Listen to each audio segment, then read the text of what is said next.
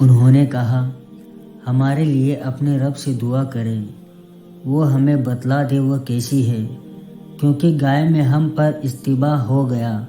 اور اگر اللہ نے چاہا تو بے شک ہم ضرور ہدایت پا لیں گے۔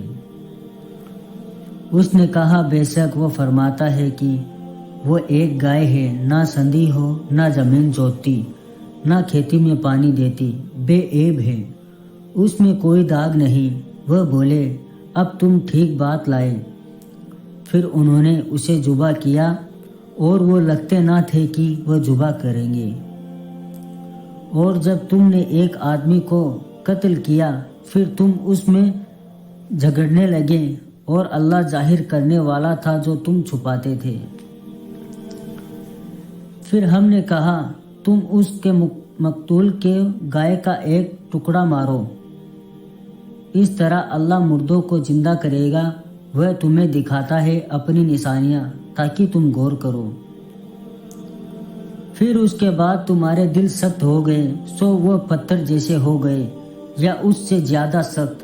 اور بے شک بعض پتھروں سے نہریں پھوٹ نکلتی ہے، اور بے شک ان میں سے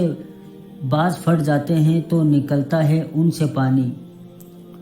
اور ان میں سے بعض اللہ کے ڈر سے گر پڑتے ہیں، اور اللہ اس سے بے خبر نہیں جو تم کرتے ہو۔